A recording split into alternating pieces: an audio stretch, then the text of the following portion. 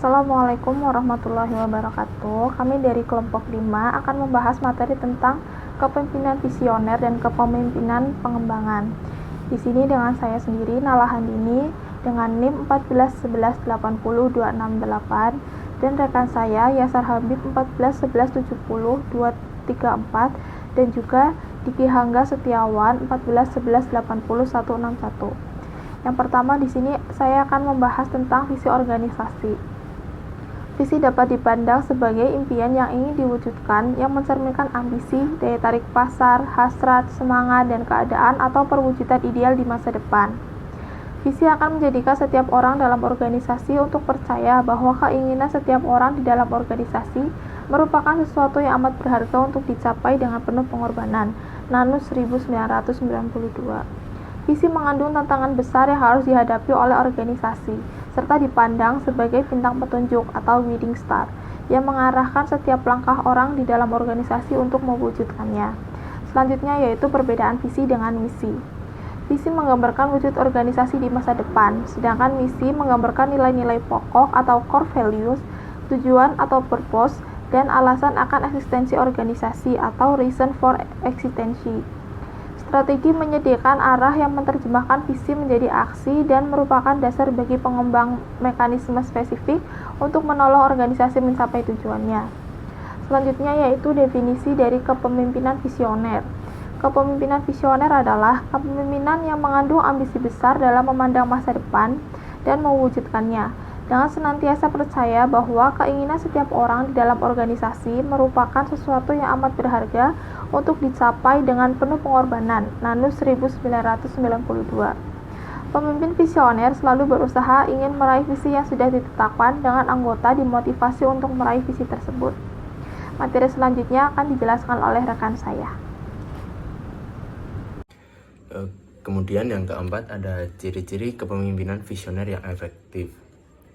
Ada beberapa ciri seorang pemimpin visioner dipandang efektif dalam menjalankan kepemimpinannya, yaitu yang pertama, pemimpin mampu menghubungkan visi saat ini dengan visi ke masa depan.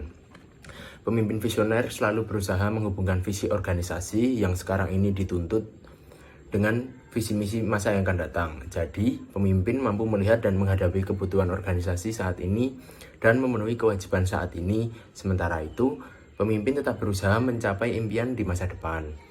Kemudian yang kedua ada pemimpin visi menggerakkan energi dan komitmen bagi seluruh anggotanya.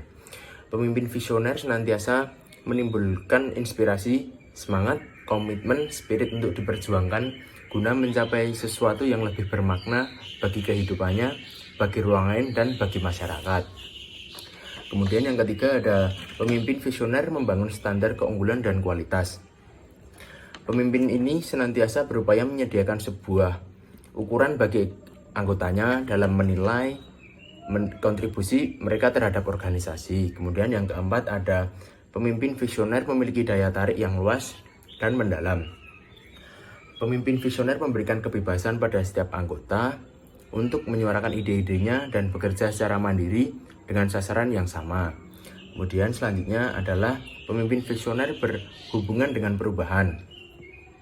Pemimpin tipe ini selalu mendorong anggotanya untuk mau berubah ke arah yang lebih baik, mengubah pola pikir yang cenderung santai dan masa bodoh menjadi peta mental yang positif untuk siap menghadapi perubahan di luar organisasi yang terjadi sangat cepat dan di setiap waktu.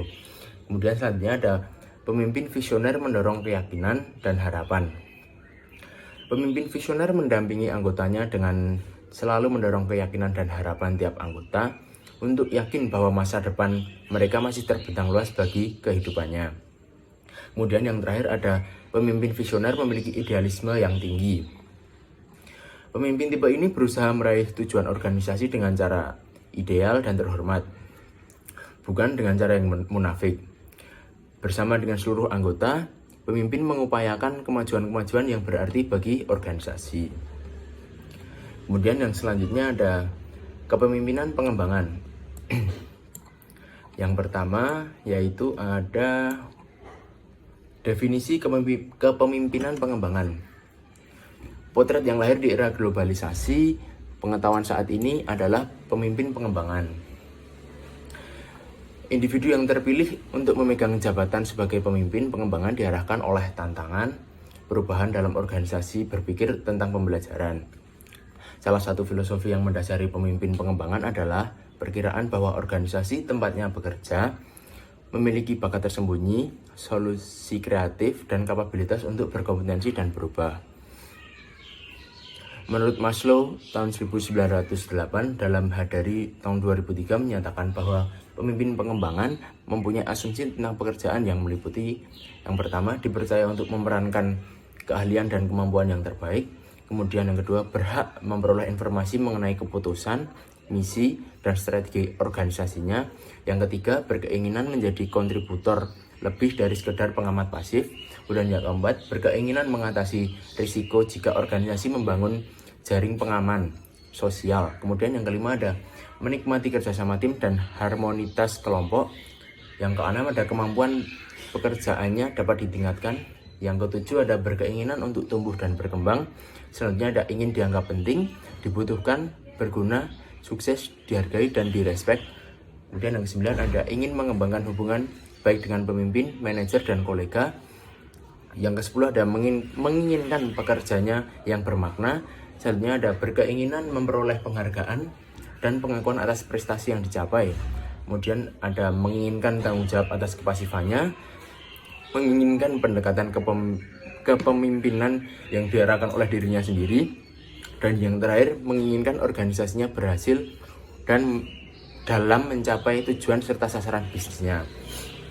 Agar pendekatan pelayanan dapat terwujud, pemimpin tersebut menerapkan ke-10 prinsip kepemimpinan pembangunan ditambah prinsip memberdayakan kreasi pengetahuan menurut Thomas H. Davenport dan Lawrence Prusak pada tahun 1998 di dalam judul Working Knowledge, Harvard Business School Press, Boston, Massachusetts, yang dikelompokkan ke dalam 4 prinsip.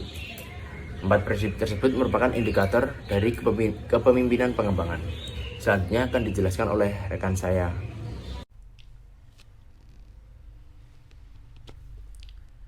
Kemudian yang selanjutnya ada orientasi pada pekerja, menunjukkan bahwa pekerja merupakan aset organisasi yang terpenting. Selain itu memberi penegasan mengenai beberapa pekerja dan kontribusinya dalam organisasi, karena tanpa pekerja maka organisasi tidak dapat mencapai sasaran dan tujuan bisnis strategisnya. 3 prinsipnya yakni kemitraan kinerja, perbaikan kinerja, komunikasi yang efektif, merupakan dasar bagi kesuksesan dengan cara memberi kesempatan kepada pemimpin untuk mengkomunikasikan harapannya secara jelas, motivasi, dan menginspirasi. Kemudian orientasi pada kinerja, bertujuan untuk membantu organisasinya mencapai hasil usaha yang dibutuhkan dan untuk memperbaiki kinerja dan produktivitas pekerjanya melalui pertumbuhan dan perkembangan secara berkelanjutan. Kemitraan kinerja didasarkan pada keyakinan bahwa pekerja mempunyai keinginan yang lebih besar untuk berpartisipasi dalam pertumbuhan dan perkembangan jika diberikan kesempatan berpartisipasi aktif dalam berbagai kegiatan. Kemudian orientasi pada organisasi. Prinsip berorientasi pada organisasi membantu pemimpin mengkreasi lingkungan kerja dan budaya organisasi, mempercepat pertumbuhan dan perkembangannya. 3 prinsipnya mendasari kategori prinsip berorientasi pada organisasi ini adalah konsistensi organisasi, pemikiran holis, dan suborganisasi organisasi. Salah satu cara untuk menjamin 3 prinsip konsistensi organisasi melihat upaya mengarahkan penyamaan nilai-nilai adalah adanya proses di mana prioritas arahan pemimpin menyatu dalam organisasi. Terima kasih, sekian dari kelompok kami, kurang lebihnya mohon maaf. Assalamualaikum warahmatullahi wabarakatuh.